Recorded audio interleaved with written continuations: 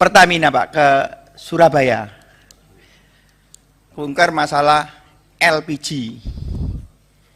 Nah, di situ tuh kita pas meninjau di lapangan Pak, ada kejadian yang sangat perlu dukungan dari Kementerian BUMN untuk menyelesaikan permasalahan ini. Masalah dermaga.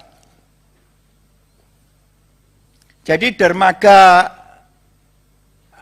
Pertamina yang ada di pelabuhan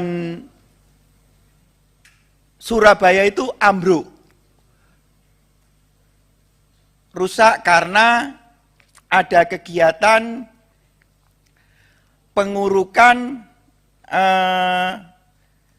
perusahaan PNU dengan Pelindo. Jadi sebenarnya area laut itu sudah disewa oleh Pertamina. Tapi di tahun 2017 itu terjadi reklamasi yang dilakukan Pelindo dengan perusahaan swasta itu. Sehingga mengakibatkan dermaga LPG yang ada di punyaan Pertamina itu ambruk. Dan anehnya lagi Pak, yang menyebabkan ambruknya itu adalah perusahaan patungan Pelindo dengan swasta itu. Tetapi kalau Pertamina bongkar di pelabuhannya patungan antara Pertamina dan Pelindo itu dia harus membayar sebulan hampir 3 miliar rupiah. Kan seharusnya kalau dia yang menyebabkan kerusakan dari dermaga itu kan harusnya Pertamina tidak perlu untuk membayar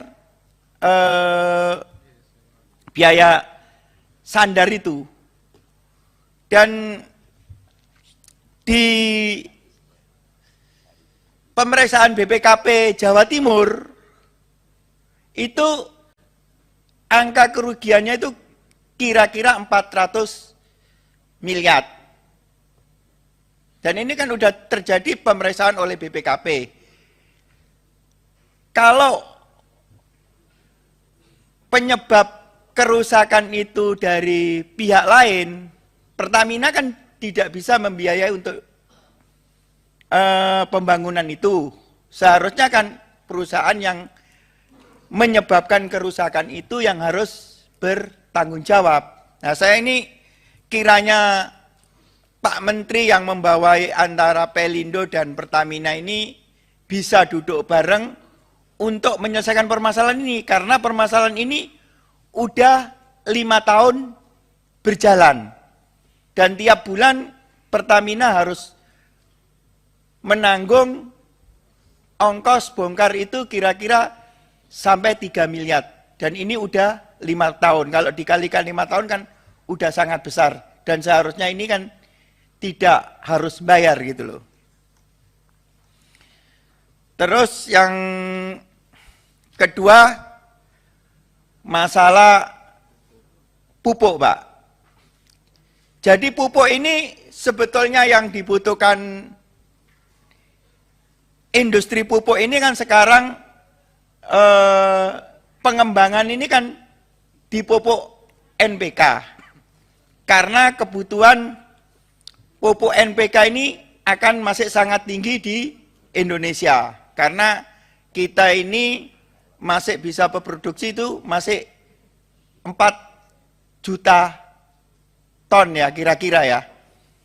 Dan harapan saya dengan pengembangan-pengembangan yang akan dilakukan Kementerian BUMN dengan pabrik pupuk ini, harapan saya ya NPK yang didulukan.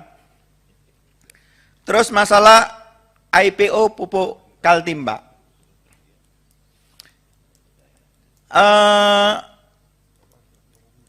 Perencanaan untuk bikin pupuk di Bintuni itu kan dari tahun 98-an kan udah ada perencanaan Pak itu. Tetapi studi kelayakannya itu belum layak terus gitu loh. Makanya sampai sekarang belum terbangun-bangun. Dan kemarin tujuan IPO untuk pupuk Kaltim itu kan untuk membangun proyek amoniak urea di Bintuni. Nah, saya takut karena studi kelayakannya ini belum, terus pupuk Kaltim ini di IPO, nanti duit itu juga untuk apa? Terus satu lagi, antara kebutuhan uang IPO yang didapat Pak, dengan keuntungannya pupuk Kaltim ini udah terlampaui gitu loh. Dan ini kan berhubungan dengan swasembada pangan. Kalau ini nanti di IPO, kalau terjadi sesuatu misalnya gawat darurat untuk pupuk, itu kan harusnya dimiliki negara aja. Saya rasa karena ini berhubungan dengan swasembada pangan. Karena tujuan kita membuat perusahaan BUMN ini kan supaya kebutuhan ketercukupan untuk barang-barang yang dibutuhkan oleh masyarakat Indonesia ini kan tercukupi. Jadi harapan saya untuk IPO pupuk Kaltim ini dengan perencanaan yang belum jelas, karena studi kelayakan juga di situ itu dari zaman saya berteman dengan dirut-dirut pupuk, zaman Pak Rao Purnama, perencanaan di situ tuh memang belum layak untuk dirikan pabrik pupuk, apalagi yang didirikan itu adalah pabrik urea dan amonia, karena kebutuhan produksi pupuk urea yang ada di Indonesia ini udah lebih. Jadi sebaiknya kalau uang yang ada di keuntungan, Bapak tadi udah bicara keuntungan pupuk juga sangat bagus, sebaiknya menggunakan uang keuntungan dari pabrik pupuk itu daripada IPO pupuk Kaltim. Itu dari saja.